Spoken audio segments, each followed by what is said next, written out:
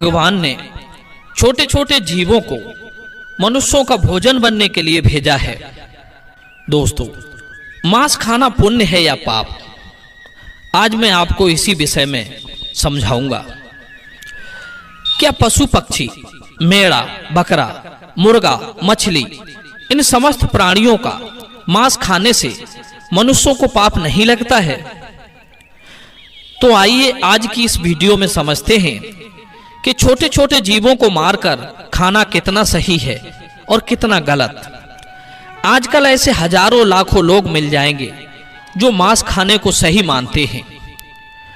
वो कहते हैं कि ईश्वर ने इन सब चीजों को हमें खाने के लिए ही बनाया है, अगर हम खाएंगे नहीं तो इनका होगा क्या। इस दुनिया में कुछ लोग ऐसे भी हैं जो जीव हिंसा करना घोर अपराध समझते हैं। मांस खाना उनके लिए बहुत बड़े पाप की बात है। आज मैं आपको इस विषय में कुछ महत्वपूर्ण बातें समझाऊंगा, जिससे ये स्पष्ट हो जाएगा कि मांस खाना कितना सही है और कितना गलत।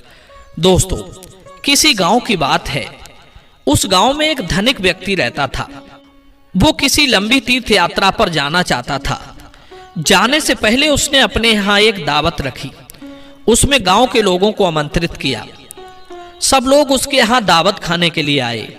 उसका यह मानना था कि ईश्वर ने मेढ़ा, बकरा, मुर्गा, मछलियां, इन समस्त जीवों को, इंसानों को खाने के लिए बनाया है। इसलिए उसने अपने यहाँ दावत में मेढ़ा और मछलियों का मांस पकवाया। उसके यहाँ आए हुए सभी मेहमानों को मेढ़ा और मछलियों का मांस परोसा गया। खाने वालों ने खाया और जो मांस खाना पाप समझते थे उन्होंने नहीं खाया। भोजन कार्यक्रम समाप्त होने के बाद उस धनिक ने सभी मेहमानों को विदाई से पूर्व एक जगह बैठाकर कुछ भाषण देना शुरू किया। कई तरह की बातों पर उसने लोगों को समझाया। उन बातों में एक बात ये भी थी कि परमात्मा कितना कृपालु है।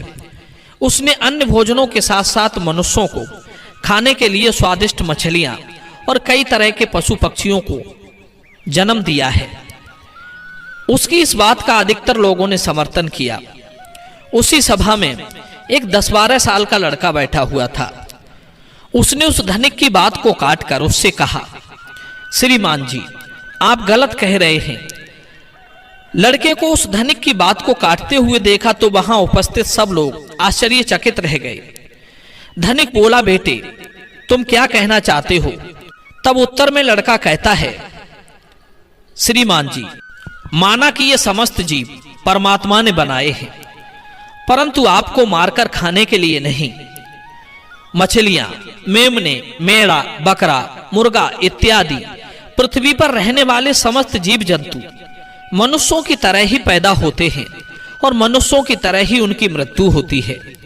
मनुष्यों की तरह ही उन्हें पीड़ा होती है। कोई भी प्राणी किसी अन्य प्राणी से श्रेष्ठ और विशेष नहीं है।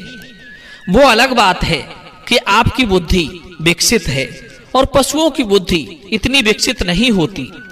लेकिन आपकी विकसित बुद्धि का ये मानना गलत है कि अधिक शक्तिशाली और बुद्धिमान प्राणी अपने से कम शक्तिशाली और कम बुद्धि वाले जीवों को खा सकता है।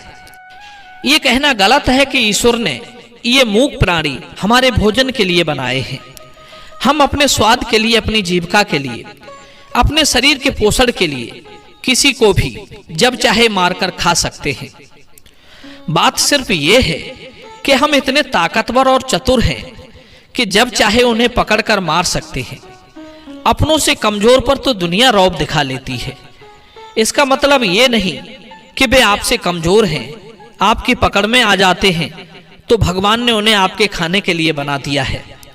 जरा सोचो, मच्छर और पिस्सू हमारे शरीर का रक्त पीते हैं। उन्हें हमारे शरीर का रक्त बहुत अच्छा लगता है। शेर, चीता और भेड़िया, उनको भी हमारे शरीर का मांस बहुत स्वादिष्ट लगेगा और वे जब चाहें हमें पकड़कर हमारा शिकार भी कर सकते हैं। तो इसका मतलब ये नहीं हुआ कि भगवान ने हमारे लिए शेर, चीता, भेड़ियों के लिए बनाया है। यदि आप ऐसा मानते हैं तो फिर शेर, चीता, भेड़िया से अपनी रक्षा क्यों करते हो? आपका भोजन भगवान ने मेमना, मेढ़ा, बकरा, मुर्गा, मछलियों को बनाया है तो शेर, चीता, भेड़ियों का भोजन आपको जरूर बनाया होगा। दोस्तों, ये उन मनुष्यों की अज्ञानता का नतीजा है जो दया से रहित हो चुके हैं, जो अपने से कमजोर, दुर्बल और मूक प्राणियों को पकड़ लेते हैं और फिर उन्हें अपना भोजन मानते हैं। अगर आपसे शक्तिशाली प्राणी आपको पकड़कर अपना भोजन माने तो आप बचने के लिए क्यों छटपटाते हो? उसे अपना शरीर क्यों नहीं खा लेने देते? शायद है भगवान ने ही आपको उसका भोजन बनाया हो। उस छोटे से लड़के का जवाब सुनकर धनिक का मुंह बंद हो गया। सब लोगों ने ताली बजाकर उस बच्चे के जवाब का समर्थन किया। लड़का बोला, सुनो, मैं तुम्हें भगवान श्री कृष्ण का एक और उपदेश सुनाता हूं। एक बार भगवान मुरली मनोहर एक पेड़ के नीचे बैठकर मुरली बजा रहे थे। तभी विपत्ति का मारा एक हिरन तेजी से भागता हुआ आया और भगवान श्री कृष्ण के पीछे छुप गया। वो मृग बहुत ही घबराया हुआ था। मृग को अत्यंत भयभीत देखकर भगवान ने मुरली बजाना बंद कर दिया और उस मृग से पूछने लगे, हे मृग, तुम इतने व्याकुल क्यों हो? तुम्हें क्या दुख है? किसके डर से तुम छुपने का प्रयास कर रहे हो? श्री कृष्ण मृग से ये पूछ ही रहे थे, तभी हाथ में धनुष मार लिए वहां एक शिकारी आ पहुंचा और बोला, ए बालक, इस मृग को मुझे दे दे, ये मेरा शिकार है। मैंने इसे आखेट बनाने के लिए काफी दूर से इसका पीछा किया है, इसलिए इस पर मेरा अधिकार है। शिकारी की बात का जवाब देते हुए भगवान श्री कृष्ण बोले, अये व्याध, किसी भी जीव पर किसी का अधिकार नहीं होता। हर जीवित प्राणी पर केवल उसका ही अधिकार होता है। व्याध कहता है, नहीं नहीं, ये मेरा शिकार है और मैं इसे मारकर इसके मांस को पकाकर खाऊंगा। तब श्री कृष्ण कहते हैं, अबे निर्दयी प्राणी, किसी को मारने का अधिकार तुम्हें किसने दे दिया? ये अधिकार तो उसको भी प्राप्त नहीं होता जिसने उसे जन्म दिया है। किसी भी जीव को मारना पापों की श्रेणी में आता है। क्या तुम धर्म को नहीं मानते? तब शिकारी कहता है, ए मनमोहक बालक, मैं तेरे जितना ज्ञानी तो नहीं हूं, पर इतना जानता हूं कि मांस का भोजन करना पाप नहीं है। जीवों को मारकर मैं उन्हें तिर्यक योनि से आजाद करता हूं। फिर आपको क्या आपत्ति है? वैसे भी कोई ना कोई इन्हें मारकर खा ही जाएगा। अगर जीव हत्या पाप है तो राजा लोग इन्हें मारने का शौक क्यों रखते हैं? व्याध की बात सुनकर श्री कृष्ण समझ गए कि इसकी बुद्धि हिंसा करते करते, मांस खाते खाते मंद पड़ गई है। इसका विवेक उचित अनुचित का निर्णय करने के काबिल नहीं है। तब भगवान श्री कृष्ण उसे एक कहानी सुनाते हैं कि हे व्याध, इस कहानी को ध्यान से सुनना कि लोग मांस क्यों खाते हैं और इसे खाना पाप है या पुण्य। मगध देश में एक बार भयंकर अकाल पड़ गया था। लोगों की फसलें नष्ट हो चुकी थी, चारों तरफ भूखमरी फैल गई थी। वहां के जो राजा थे उन्हें इस बात की बहुत चिंता हुई कि लोगों की भूख की समस्या का समाधान कैसे निकाला जाए। उन्होंने एक सभा लगाई और अपने सभासदों से पूछा कि लोगों को भोजन देने के लिए सबसे सस्ती वस्तु क्या रहेगी। राजा की बात सुनकर सभी सभासद सोच में पड़ गए कि इसका क्या उत्तर दिया जाए। गेहूं, चावल, आलू उगाने में बड़ी मेहनत लगती है। तब उस सभा में एक मांस खाने वाला व्यक्ति बैठा था। उसने सोचा कि मांस को भोजन में शामिल करने का ये अच्छा मौका है। यदि राजा की अनुमति मिल गई तो हम मनमानी जीवों को मारकर अपना भोजन बना सकेंगे, कोई रोक टोक भी नहीं होगी।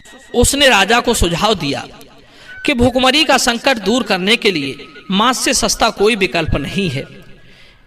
इसमें धन का भी खर्च नहीं आएगा और श्रम भी अधिक नहीं करना पड़ेगा और हमारा भोजन भी बन जाएगा। सभा में बैठे अन्य लोगों ने इस बात में हाँ में हाँ मिला दी, लेकिन वहां के जो प्रधानमंत्री जी थे उन्हें यह प्रस्ताव पसंद नहीं आया। वे चुपचाप बैठे रहे। राजा ने पूछा, हे प्रधानमंत्री जी, आप चुप कैसे बैठे हो? आपकी क्या राय है इस विषय में? तब मंत्री जी ने कहा, महाराज, मेरे हिसाब से मांस सस्ता विकल्प नहीं है। इस विषय पर मैं अपनी राय आपको कल दूंगा। दोस्तों, रात होने पर प्रधानमंत्री उसी शख्स के घर पहुंच गए जिसने मांस खाने का प्रस्ताव दिया था। अचानक अपने घर मंत्री को आया देख वो घबरा गया। सोचने लगा जरूर कोई अनहोनी हुई है। मंत्री ने कहा, भाई शाम को ही महाराज की तबीयत बहुत खराब हो गई है, उन्हें किसी गहरी बीमारी ने घेर लिया है। राजवैद्य ने कहा है कि राजा साहब को अगर किसी बहादुर और हष्टपुष्ट इंसान का थोड़ा सा मांस मिल जाए तो वे ठीक हो सकते हैं। आप महाराज के बहुत विश्वास पात्र हैं, इसलिए मैं आपके पास आया हूं। आप राजा को बचाने के लिए जरूर अपने शरीर से थोड़ा मांस निकालकर दे सकते हैं। राजा साहब को भी यही उम्मीद है कि आप इस काम के लिए इनकार नहीं करेंगे। आप इसके बदले में जितना चाहें धन ले लें, पर थोड़ा सा मांस दे दें। लाओ, मैं तलवार से तुम्हारे शरीर से थोड़ा सा मांस निकाले लेता हूं। दोस्तों, मंत्री की यह बात सुनकर वो आदमी सन्न रह गया। उसके चेहरे का रंग उड़ गया। वो भागता हुआ गया और अपने घर में से 1,00,000 स्वर्ण मुद्राएं लाकर मंत्री जी को दे दी और बोला, माफ करना, मैं अपने शरीर का मांस नहीं दे सकता। इसके बदले में आप ये पैसे ले जाइए और किसी और को ये पैसे देकर उससे मांस खरीद लीजिए।